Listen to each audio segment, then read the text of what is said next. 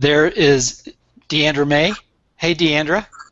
Hello. Hello. Sorry about the late start this afternoon. It was operator error, me being the operator. So these guys were all ready to go. They were on camera. I was on a different camera screen somewhere in cyberspace, lost in space.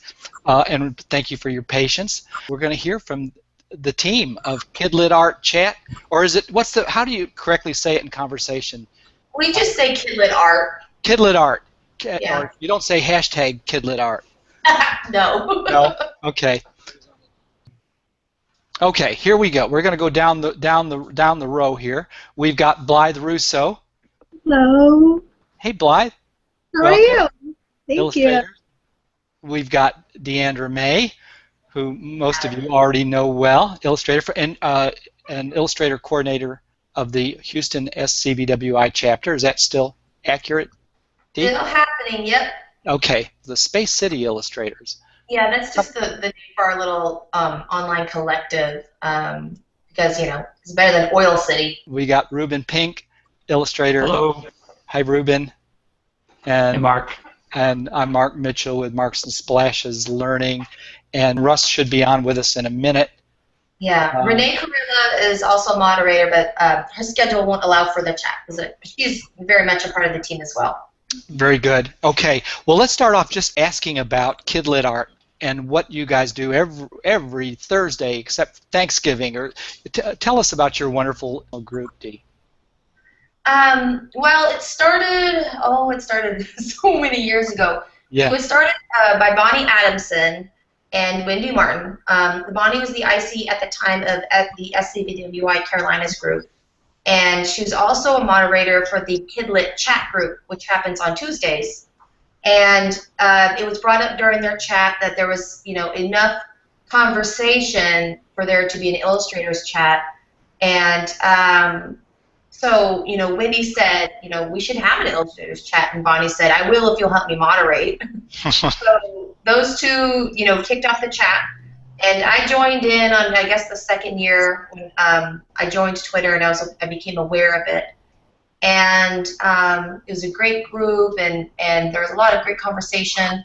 But at some point, you know, the duties of both Bonnie and Wendy kind of became overwhelming, and they said, you know, we were going to have to let this go if anybody else wants to pick it up. And Greg Matusik for a little bit was a moderator as well, and it went on for a little bit, and then finally it just kind of, you know, got set aside.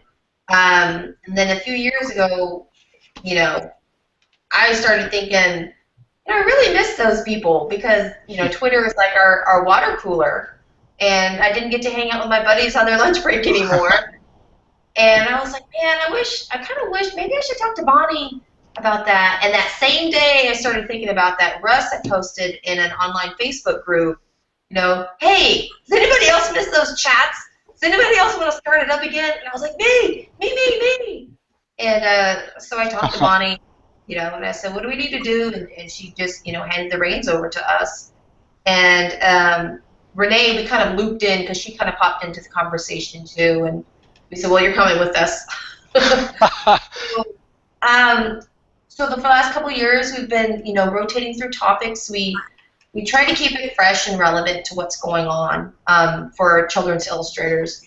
And we know all of us have been members of SCBWI, and so we kind of know the path that everyone needs to walk and the kind of information they need, and so we try to help provide that. And then also we just kind of try to have fun. You know, sometimes we have open topics and we go off the rails a little bit. But you know, what's a cocktail party without a few random conversations? And we've decided, you know, every once in a while we want to really push our members because our community changes and it grows and people come and they go.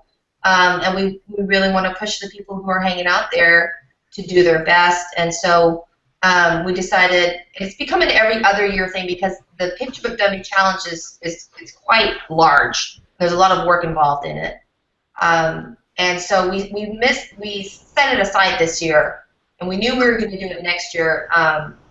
And we know people have been asking us, you know, isn't there something you guys are going to be doing? Because we've done, you know, like a month-long art challenge before. We've done certain prompts before. And Russ had the idea. He said, you know, what if we did a writing challenge, you know? And we figured, you know, that let's integrate this into the picture book dummy challenge so that people are more prepared next year. Because we kick it off in January. A lot of times people will kind of float into the group in January. And I don't know if you guys noticed this at your estimated UI events, but January is the month when you get a bunch of new people, you know? The new year happens and people decide, this is the year I'm going to write a picture book, or this is the year I'm going to do it. And so January, our chats are pretty large and people pop in. And if they're coming in cold, you know, sometimes it can be a little bit much to jump into the picture book dummy challenge. So we're trying to kind of prepare people. You know, this is what we're doing in January. If you don't have a story you want to work on, if you're not, you know, if some illustrators just take an already written story, a fable or a folk tale or something, and reinterpret it, and they use that as their guideline. But a lot more illustrators now, they're writing, and so we're kind of giving people a framework to follow, you know, with their writing, so that they have their manuscript done by the end of the year. So in January they can focus on the dummy process, so they're not getting bogged down trying to write and draw at the same time with it all. Great. Okay, now Russ has joined the call. Hey, Russ. Hey, how you doing? We've got the 4 moderators on. This is fantastic. I don't think people realize if they haven't been to your blog yet, or they haven't attended one of your Twitter chats, this is an extraordinary educational resource that's out there available for all illustrators and aspiring illustrators for free. It's still free, isn't it? Correct me if I'm wrong. No, pay us now. What, Rubin? I'm sorry. I said we do accept donations. So. Yeah, they do accept donations. Yeah, you guys need to do a Kickstarter for this fantastic resource. Or you could just give them money when you see them at a conference. Just. Yeah. So, but I'm kind of curious. We've got Diandra Mae, and then we've got the moderators. So what do the moderators do? Can you in these Twitter chats? Are you guys kind of like the bouncers? You know what is it? We're kind of the goalies. The goalies. Yeah, we kick the ball back in play if it gets kind of chaotic. Or maybe more of a referee, so when things get kind of chaotic, we kind of bring them back to the topic. Throw the ball back into the court. Yeah. Yes, yeah. Okay, cool. We try to keep everyone on track. Sometimes the moderators are the ones getting people off track. You bring Dee back online, huh? So then we try to just engage with everyone, because there's a bunch of, you know, not everyone can talk with everyone within the hour period because it's always constantly going. So it's just engaging all the participants and keeping everyone on track and making sure everyone's integrated into the conversation. Okay, great.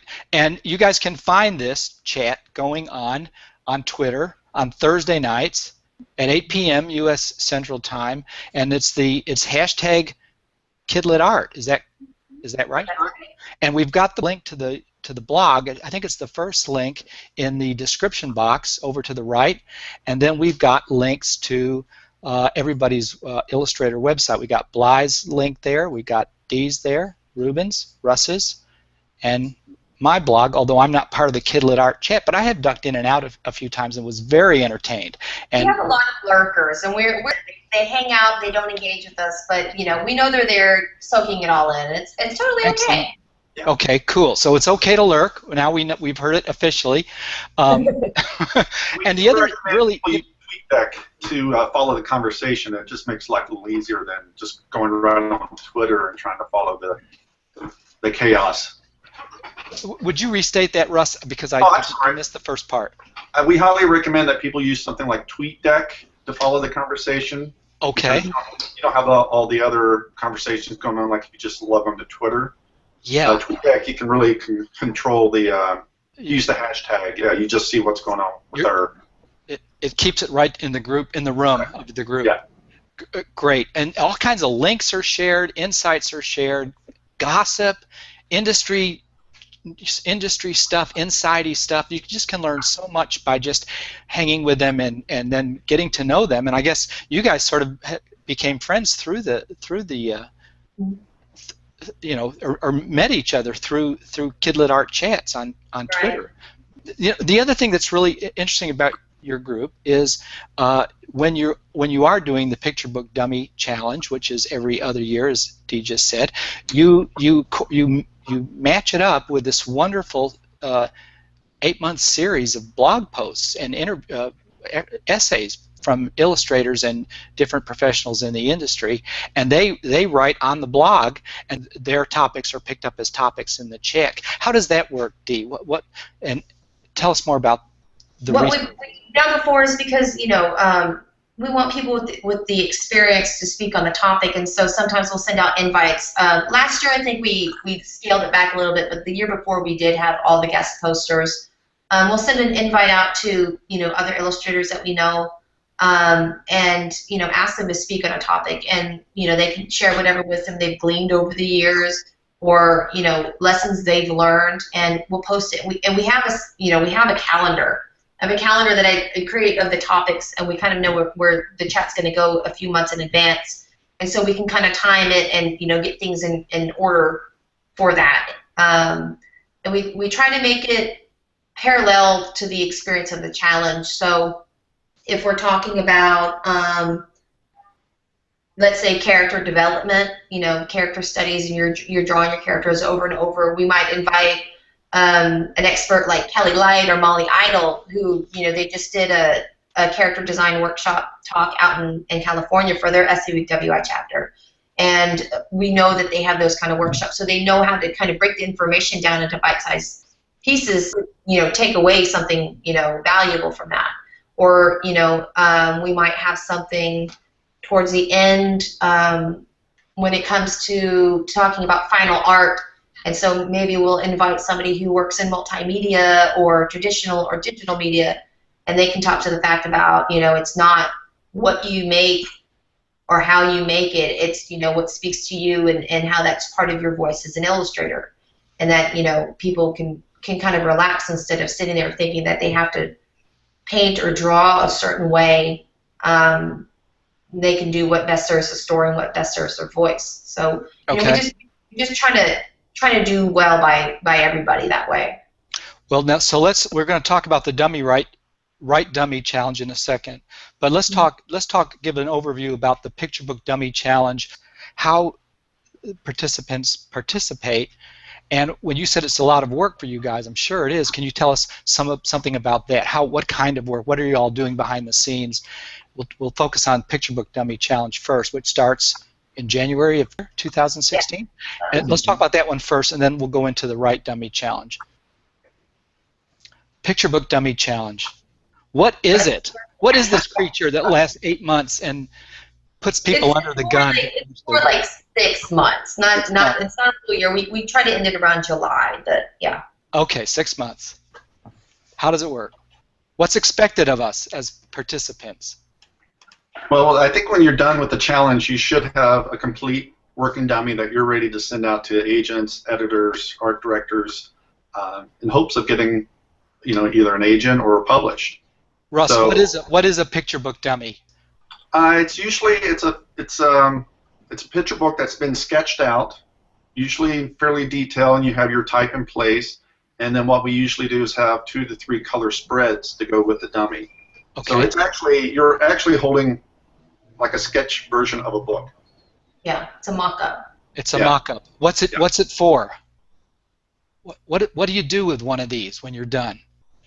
A lot of times you submit it to agents, publishers, art directors, and also it kind of helps you when you start putting the dummy together. You can see holes in your story. Right. Like the story, you can say, oh, I really need to work on that, or the pacing's wrong. So it actually it's like an educational piece, because each time you do one, you learn more and more. Yes. Kind of a diagnostic tool, if nothing else. Well, so why is a dummy important for a picture book of all things? What is special about picture books that requires this mock-up, this prototype called a dummy? Well, unlike like a novel, which you can read on an e-reader, it's a novel isn't contingent upon its format. A picture book is a creature that's it is what it is, and the experience changes when you take it out of the format. So the book itself is important, and the design of the book, The page turns are extremely important to the storytelling and the experience of the story. And becoming familiar with the process strengthens you as an illustrator because, you know, you take the lessons, like Russ was saying, you take the lessons you learn from each one and you can apply it to the next one you create. You work on your pacing, your speed, and it's a creature that you can talk about it all you want, but until you actually go through the process of creating one, you don't really grasp exactly what it is. You know, you have to really go through the process of doing it. And even writers, you know, I tell writers that they should be dummying up their picture books. You know, even if they're not drawing, just create a 32-page dummy, place their text, figure out where the page turns are, and they can use it, like you said, as a diagnostic tool for pacing and figuring out the flow of their story. For illustrators, it's doubly so because you have so many choices as an illustrator. You know, you're interpreting a story through your art, and so you have to decide what direction you're going through the dummy, and that's where you hash that out. You know, you hash it out in your thumbnails. You decide what perspective you're going to be drawing from. You decide the composition, your color choices, and how that carries the story forward. And importantly, you've got to make sure you leave places for the text to lay on your page. I think that's one of the biggest lessons a lot of illustrators learn through making a dummy is, oh yeah, there's words on this page. You know, realize they left no room for the words. It's a design element, right, along with everything else. Okay. And so it kind of forces you to take a step back instead of sinking into the art so much. To take a step back and consider the whole. You know, and as well as each of the parts. So that's why it's so important. Fantastic. Yeah, you almost become an art director, graphic designer as you work on these books, because like Diandra said, you know, you have to work with the type, and you know, you have to working in 32 pages and multiples of 4 pages. That's a lot of times a lot of things people don't understand. You know, it's like, oh, I have a 33-page dummy. No, you don't. You have to go 32 or 36. Right. So the Picture Book Dummy Challenge is a framework, a support structure for somebody putting their dummy together, and because you have calendarized your presentations on the blog by working illustrators and others in the industry, a person could actually step through the dummy making process during those 6 months. Right. Take the education from you guys, come to the Thursday night Twitter chats for feedback or Q&A or whatever they're needing at that moment, at that stage, and is this wonderful structure for someone to finish this very difficult, challenging process. I think a lot of creative types need a deadline to work towards. Yeah. If we don't have deadlines, we just kind of float around a little bit, and so, you know, that's one of the reasons we do these challenges, is because people then have a deadline and they feel motivated, and you know, maybe this will finally be the time that they cross the finish line, you know, and it's we try to stress, you know, yes, do your best, but it's not about the final product. It's about the process and understanding each thing. And finished is always better than perfect. Good mantra there. Yeah, this is a great project to fail at, and what I mean is, even if you fail, there's value in putting in the effort and learning kind of what's in your way. You know, if you try it and you fail, at least you'll see what's in your way. You'll experience effort, hopefully daily effort, and you'll get a little bit of peer critique. And there's value in all of those things. So I would recommend just jumping in, going for it. Just jumping in with your pencil. What do you mean by peer critique, Russ? I'm sorry, Rubin. Yeah. For the Write Dummy Challenge, which the deadline is next week, I think. Yeah. It's coming up here soon. We're going to be pairing participants together so that they can kind of help each other out, give each other feedback, and root each other on, be cheerleaders. Positive critique. I'm not saying a lot of people are afraid of that word, and you got to get over it. You got to be willing to have your stuff critiqued, and this will give you an opportunity to do that leading up to the Picture Dummy Challenge, and you'll be so much more ready come January 1st if you participate in this 3-month primer. The critiques that are on the manuscripts, is that right? The text manuscripts, not on the dummy yet, because that starts in January. Right. Correct. So we're putting on our writer's hats now. Why is it important for an illustrator to think about putting on a writer's hat? illustration and writing are basically the same thing. It's just a different medium. Where illustrators tell stories with pictures, writers tell stories with words. So it's just kind of switching it. And I think most illustrators are natural-born writers. We just are used to drawing instead of using the words. So I think it's just another skill set that we just need to practice because it's all innate within us anyway. Very good. Very good. Looking for. They're looking if you can do both. I mean, you've got a leg up. It's you know, it's a leg up. Yeah, a lot Double of publishers and agents are really looking for the combination of the two. Why do you think that is, Russ? That's a good question. Somebody asked that in one of the publisher chats that they have online on Twitter every once in a while, and from what I remember, the editor saying she was saying that. Besides the cost of benefits, because you know there's only one person that you're paying, but as an author illustrator you get more money. There's also the benefit of having a unified vision, and sometimes not that author illustrators books are better than books where it's a team of an author and illustrator, but sometimes that story is benefited from having a single person telling it, and it's solidified in a way that's, you know, unique. And then also, I think they mentioned that streamlined process of only having to communicate with one person during the whole time instead of, you know, the writer and the illustrator and around and around. So that's a convenience factor for them, and for us, it's intellectual property. That has value beyond the gig or the illustration assignment. Let me ask you, why is Twitter a good place for illustrators to hang out? Why do illustrators need social media? What's important about Twitter in particular, too? Because they're all hermits. Yeah, I was going to say because you can still stay in your cave but talk to people. And you can't say too much on Twitter, so you got those 140. Probably a good thing. Probably a good thing. It teaches you to pare down your writing, right? Yeah, I always compare Twitter to a cocktail party. You know, I say to people who are really overwhelmed by it, I say Twitter is just one big cocktail party. It's just a matter of wandering around the room and finding the conversations that you want to be a part of. And if you follow the people, you know, the right people, if you follow other illustrators, you follow, you know, authors, editors, or agents, or whoever it is you want to follow, you'll see those conversations, and eventually you'll have social circles online. I have a great many friends that I've met on Twitter that I've never met in person. Yes. But you know, a bunch of them are coming to town in April for TLA, and we'll meet for the first time, and we already know we're going to have a good time. We already know we like each other, that we connect on that level, you know.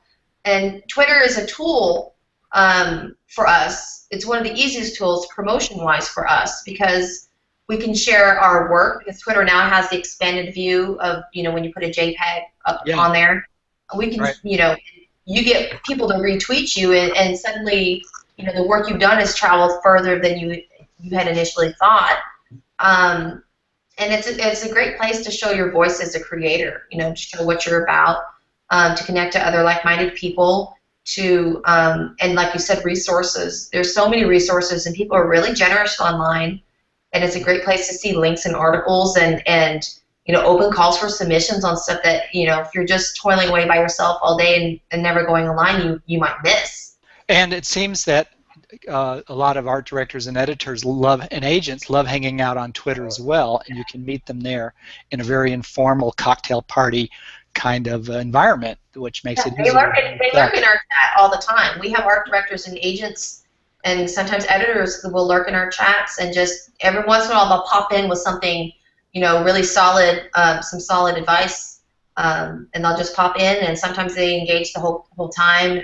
Every once in a while we'll feature one as a guest chatter, but you know, they're aware. The ones that are media savvy, social media savvy, they're aware of the chats. They're aware of the different chats that happen throughout the week and what people are doing online. So it's to your benefit to be there. And you steer them to other chats going on that you know of that editors and agents or like Giuseppe Castellano might be having, or you know, there's just a lot of this cross communication, which is amazing. And now we're able to put our work up on Twitter, so everybody can see each other's work, and you get a sense of who you're talking to sometimes when it comes to other illustrators. That's really neat. And the fact is, your group was the first. I mean, you've been the tweets have been going on for years now, Yeah. like clockwork. It's just incredible, and this social media has been just great for illustrators. Facebook too, for that matter. We've all gotten to know each other in ways we would never have in a pre-web universe. Mm-hmm. That's me waxing pontificating, I guess. But are you guys up for taking some Q&A? Sure. Chris is saying, I wasn't involved in the last picture book dummy challenge, but I remember reading that some of the completed dummies were shown to prospective agents at the end of the challenge. Just curious if any were on their way to being published, and does that still work? I'm trying to think. I think we had the prize was we had an editor pick 3 pitches, and then they were submitted. Is that correct? Is that what we did last time?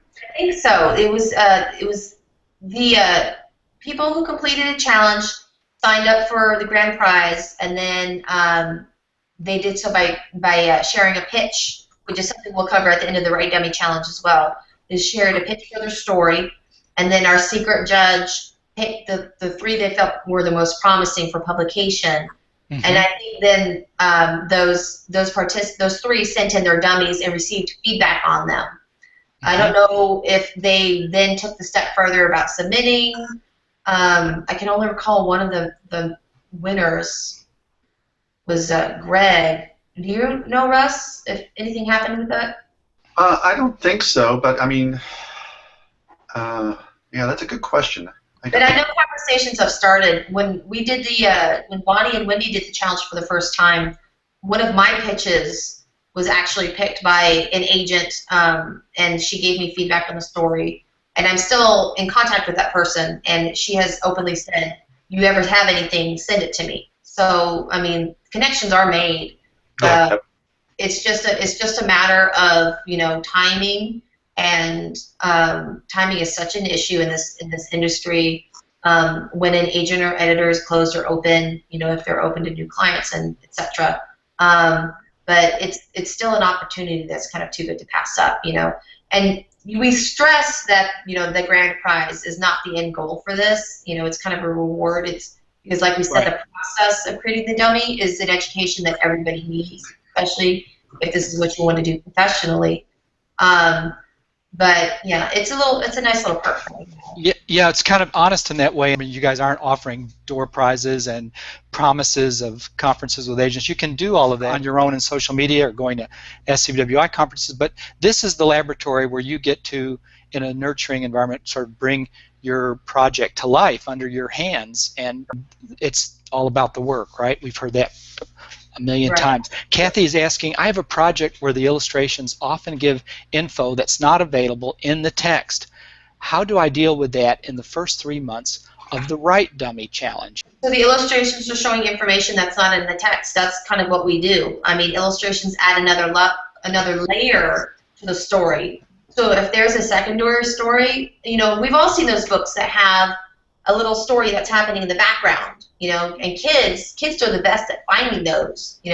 We see the main story, but there's always, I think it's a special thing that illustrators get to do. They add that little background story that runs throughout the whole book, and comes to its own conclusion, and it's totally okay. It shouldn't distract from the main part of the main plot of the book, but it's completely normal to have information in the pictures that aren't said in the text. That's kind of what you want. You don't want text that says, Sally was wearing a yellow dress with green shoes and, whatever. That stuff should be said in the pictures. It shouldn't be said in the words. It'll bog it down too much. Davis is asking, in the writing challenge schedule, there's a list of topics with weekly deadlines. If the challenge, or this is the Write Dummy Challenge. If the challenge starts on October 1st, which it does, October 1st is when this all kicks off for the writing part, what can we do to catch up? Those of us who don't have 3 ideas, a story and character, a plot chart. Okay, these were things you've been talking about as a prelude to the challenge. What Right. suggestions do you have? How can someone jump in? October 1st is just the deadline for signing up for the critique groups. So, you know, they still have, what is it, a week and a half to sign up for that. And in that time, they can do what everyone has already done. These steps, they're not really time consuming. You know, each step isn't expected to take a week long. We just pace that out so people could kind of ease in to the challenge and ease into the idea of writing their story. If they have a story they know they want to write, that they just get to work. You know, if they don't have a story they want to write, then this is the time they need to start brainstorming. They need to think about those ideas that they have written down that have been niggling in the back of their mind that they want to develop. You know, if they have a character who insists that you know, it's their turn, you know, now is the time to get to know that character, figure out what their conflict and problem is in the story, and just, you know, write that stuff out, outline it if they need to. You know, we'll start actually swapping drafts. I think the first draft swap is October 15th. So they have from now until, you know, October 8th, we have finished draft 1. They have now until then to kind of get their, you know, ducks in a row. Okay, great. Chris is asking, can you give more details about the plot chart, which is step 3? Can you talk about that now? The plot chart is something I used to teach to my 7th graders. I used to be an English teacher, and it's the basic for any fiction storytelling. If you Google plot chart, there will be a dozen different diagrams, but basically it's the basic format of a story. You have your exposition, which is your beginning and your introduction of a character, and then you have your conflict. And that's the problem. You know, what does that character want and what's stopping them from getting it? And that's when the conflict happens. And that's when the action starts rising. And that the rising action is when they're attempting to overcome this problem. You know, and so that can go up and down in however many different ways you want to do that. If you ever see a plot chart for a novel, you know, that goes it looks like a mountain range. You know, picture book's a little bit more simpler. It's usually just one peak. You know, and then when the character, however many times they try it, usually it's a 3-act story. When they solve that problem, that's the resolution, and so then the action starts falling because, you know, the story is coming to an end. But all of that kind of stuff it's available online. All they have to do is Google it and pick which one, you know, speaks clearly to them. And it's just basically an easy way to kind of outline your story. Make sure you know the character, you know what the problem is, you know, the attempts at solving it, how it's going to end. I think a lot of us, when we come up with a story, we know the ending, you know, but maybe we don't know the middle. It's called the saggy middle for a reason. It's the hardest part to write, you know, and that's you got to make sure it contains the oomph all the way through. So, you know, you can do plot charts over dozens and dozens of times until you figure out if your story is going to flow the way it needs to flow. Fantastic. Yeah, neat. From a 7th grade writing teacher, no less. That's really, really cool. When I first knew Dee, she was teaching, and yeah, it's amazing how much kids are given information about how to write stories and how to write exposition. I mean, they learn that. It's real sophisticated stuff really early, it seems like. Well, and they learn it on the laps of their parents. Like the kids looking at your picture books, they're going to know. And they will totally check out if that action doesn't kick in soon enough. They're like, I'm out. You know, on to the next book. So that's a really good point. And the picture book is our first introduction to Aristotle's dramatic theory and the whole storytelling, the whole human experience distilled down into 28 pages of pictures and text. It's their introduction to art and literature at the same time, and we're creating it for them. That's very inspiring. All right, so Paul's got a question for us. Asking, all right, this is I'm assuming he's talking about the Write Dummy Challenge. What do you suggest about textless picture books? Ooh. That's a good one, isn't it? That is a good one. I mean, I couldn't find any places matching art literature. Hold on, my iPhone just started talking to me. Oh. All right, Siri, this is not the time or the place. I still think you have to write the story, you know, whether you are going to use words or not. You still have to plot it out, like Diandra said. You know, you have to create your arc, and you're still going to do basic writing. least that's how I would approach it. Write something for the critique group, Well, I think and understanding that that's not going to appear in the book, but this is my the book. easiest way to probably to do a wordless picture book, if you're an illustrator especially, is just to write art notes for yourself. So if you're getting someone else to critique, they know what's inside your head because they can't look in your head and see the pictures that you have drafted for it. We're not there yet. And he can still do the plot chart. And we discussed this in our chat last week. Part of writing as an illustrator is you're going to start drawing early on, and there's nothing wrong with it if you already know what your character looks like because you've created a sketch. If you've got sketches of the world that this story is happening in, that's totally normal. If as you're writing certain plot points in the story, you have a thumbnail because, I know exactly what this is going to look like, that's totally normal. The best way to check pacing and such for a wordless picture book is to do a thumbnail storyboard. Just 32, and we'll probably put a diagram up of this, 32 pages of the flow and the setup of a picture book, and just you draw on those little squares what each thing is going to be, and so that you can see pulled back how that story flows, because you're not relying on words at all, so the picture has to do 100% of the work. And study masters like David Wiesner, and look at his books, Tuesday, Flotsam, Mr. Waffles. I've seen him speak about his process, and that's what he does. He draws and draws and draws and draws and draws over and over and over again until that story just flows seamlessly between images. And it's not impossible to do. It just, it's a different aspect. Yeah, Unspoken by Henry Cole is another fantastic example of a wordless. Well, you guys know wordless picture books. I'm sure everyone watching has their favorites. Heather's asking, Dee, do you have a format to present a graphic picture book style that would work for the critique group? Okay, so you're talking about for the Write Dummy Challenge, Heather, I presume. Okay. So what was the question again? A format she's asking, for... to present I think she means like a graphic novel picture book style. Oh, she's asking the right person. If you're doing a graphic novel style format, our challenge is mostly focused on picture books, but there are several picture books, especially now, that include comic panels and word bubbles and those kind of comic elements, and that's totally fine. Because of the formatting, you're going to probably want to, as part of your manuscript, include comic script techniques, which if you just Google, comic script writing, you'll find examples. Don't look at Alan Moore's because those are crazy, but you'll find dozens of examples of what a comic script looks like. And basically, it's written like a stage play. You have your introduction to characters, you have the page number, and then you break the page down to the elements that are in it. So if you have a picture book and the page, it's one page and there's maybe two small panels inset, then you need to write panel 1 and then explain what's in that panel.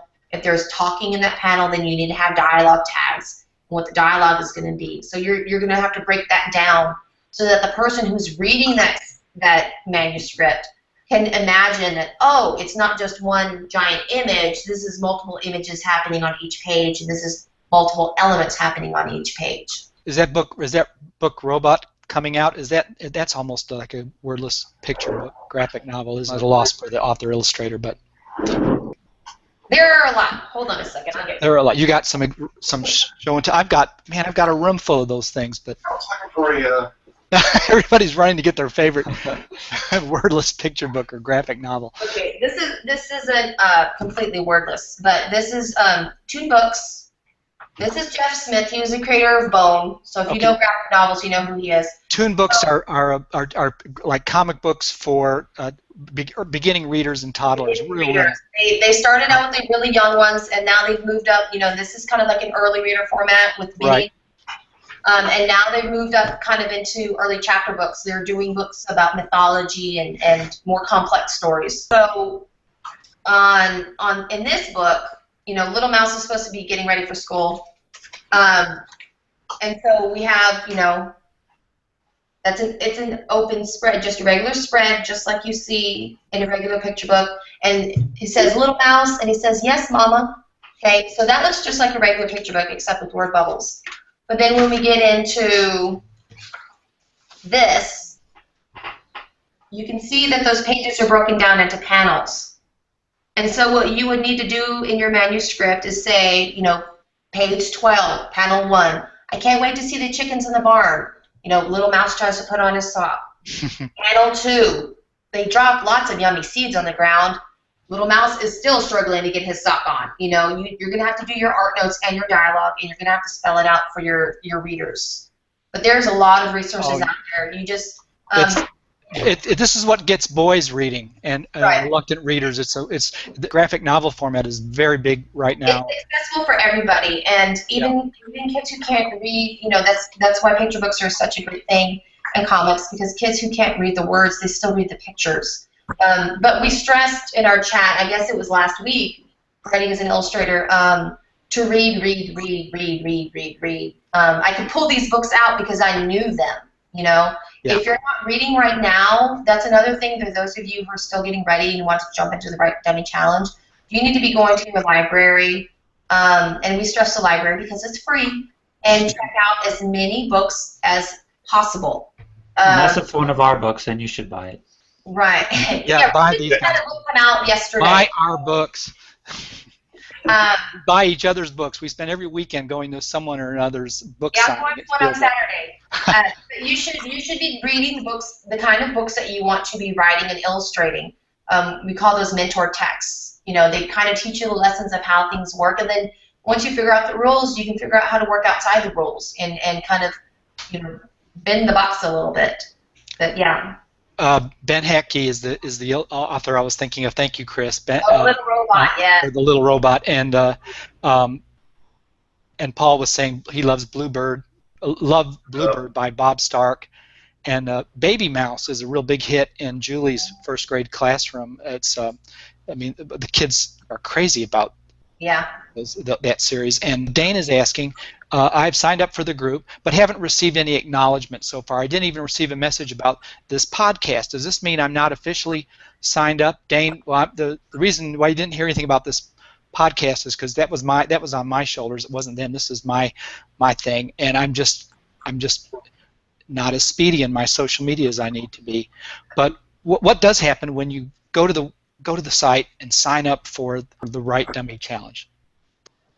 I'll take this one. So anyone can do it. The only thing you need to sign up for is the critiques. Anyone can follow along with the schedule we posted or do whatever you want. If you want to sign up for a critique group, if you'll just email me by next Thursday, October 1st, saying you want to participate in the challenge, and I'll mark you down. You also need to go to the blog post that talks about the Write Dummy Challenge and download the honor agreement. And sign it and date it, and also send that to me by next Thursday. So there's no, legal weird things, and we can all be on the same page before I make all the critique books. Thank you, Blythe. And I'm going to put the link up to the blog right there, and you should see that. That's where you go. There's something for you to sign. These are all volunteers. Our team here, volunteers, and they're not, they're not going to be holding our hands, like den mothers or like a school. This is sort of the honor system. This is you guys and challenge with yourself, huh? Yeah, it's an independent study project. We're giving the calendar, we're giving the structure, we'll have the chats every once in a while, but, we're trusting our participants to be self-motivated because, if you're going to be part of this industry, you're going to have to do the work on your own. Your editor and agent and art director aren't going to be sitting there going, hey, have you drawn, pages 10 through 15 today? You're going to have to monitor yourself and make sure you get the work done. And so we're just kind of echoing that. And because of how much work is involved with the Dummy Challenge starting in January, we're just keeping this one light and easy, Yeah, light and easy. Do you get hundreds signing up for the Picture Book Dummy Challenge every year? What kind of numbers are we? I know we had over 100 last time. Over 100. That's an incredible amount of work and people. So Dummy Write Challenge, as Blythe said, it starts Thursday, October 1st. write in, Blythe will match you with a critique group, and they're going to be rotating critique groups, right? You'll have the benefit during the 3 months of 3 different critique groups participating with them. Can you tell a little bit more about how this will work, and just a little bit more about the structure of the Write Dummy Challenge? I think our main goal is just to get, I know a lot of people within our KidLit chats have kind of been talking about they wanted to write, so we're trying to give them an opportunity to kind of take baby steps into it and guide, that's why we're doing the longer increments to just kind of guide them into if they're just starting out writing. So a lot of people, if they have more experience, they can jump right in. And I think with the critique groups as an option, it's kind of getting that and rotating them, the part of rotating so you get a bunch of different point of views, and maybe you'll click with some of them and then, end up being a critique group with them outside the challenge and start having that relationship. So when you do start writing more and start feeling more comfortable with everything, you'll have people that you've connected with to get feedback on whenever you have new stuff that you've written. Excellent. Mark, I think another benefit to rotating is if you go through 2 or 3 critique partners and you start to see common denominators, then you know where strength is or where weakness is, and it helps you identify that's a great point. Democratically where your weaknesses and strengths are. A consensus, that's a really good value there. And it's also being able to learn how to take a critique. A lot of people may be doing this for the first time, and so it's a learning curve for everybody and how to give a constructive critique as well as receive one. And like Rubin was saying, if you hear something, multiple times, that's kind of a red flag. But at the same time, it's a way to figure out how to take things with a grain of salt. Just because somebody disagrees with something a character did or a turn of a story doesn't mean you should necessarily change it right away, but it's something to consider. Yeah. You can't listen to everybody's suggestions and still stay true to your story. Otherwise, you're going to split into a dozen different ways, and then your story's going to die. A way for you to kind of maybe winnow things down, streamline your story, tighten it up, or somebody might give you a suggestion about an action from a character or a plot point that totally opens up your story in a way you hadn't considered before and makes it even better. So it's just a way to get people, bouncing off each other and hopefully coming out stronger and better stories at the end of it.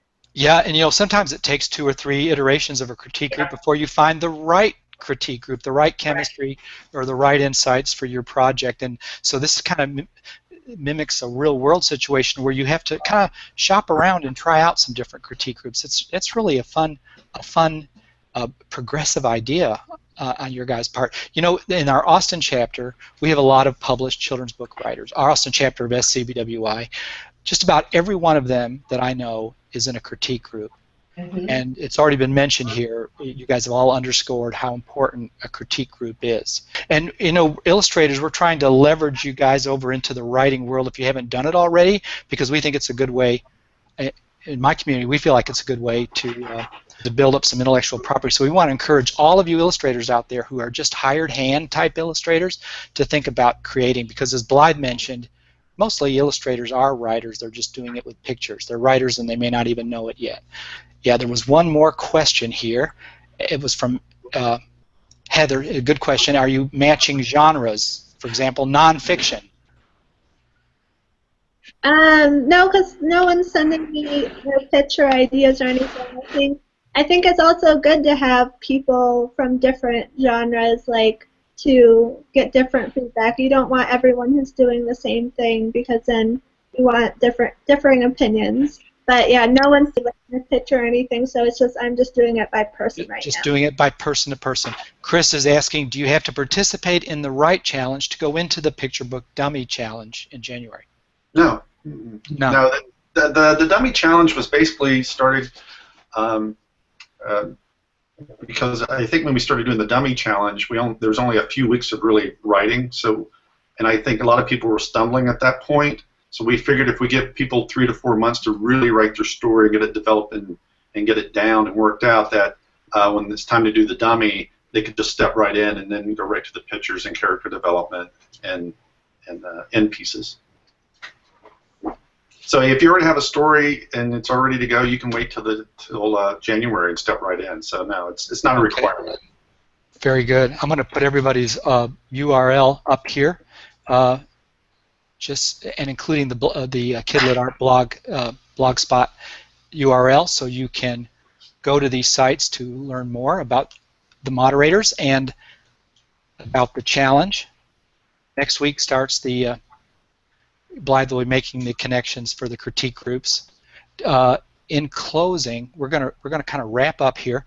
In closing, though, do any of you guys have a little quick war story to tell about your experience crafting your first picture book dummy and something that you remember vividly about it, to maybe give hope?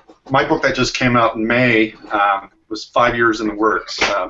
I did this little drawing, and Debbie Ohe said, you should write a story for that. I'm like, I don't write stories, I just draw pictures. She goes, no, you should write a story. I said, I really, no, never thought about it. She goes, well, if you don't, I'm going to. So I kind of lit a fire under me, so I sat down and I wrote this story, and I read it to my wife, and she's like, that is horrible. There was no structure, I had no idea what I was doing, so I sat down and wrote a second draft, and I think it was even worse. And then I realized, I really need to go to the library, start reading picture books, because our kids are grown. It's been a while since I even looked through a picture book. So went to the library, spent hours just reading and reading and reading, and then I'm like, oh, I get it now. Yeah, that was pretty bad. So I went through probably like 15 drafts before I got to the point where it was ready for an agent. And then even then, it went through a couple more drafts, and the publisher went through a couple more drafts. So yeah, my first attempt was really, really bad. That's a good one. I'm going to tell one on myself. I sent a picture book, I crafted a picture book, sent it off. This was a long time ago. And Harper & Row, it was then called Harper & Row, the editor wrote me back and said, this is really good, and we're really interested in it. It's got considerable charm and blah, blah, blah. And then she said, have you read a lot of picture books? She asked me that point blank, and then I had to look at myself and say, oh my God, I really haven't. I'm sort of dumb about this.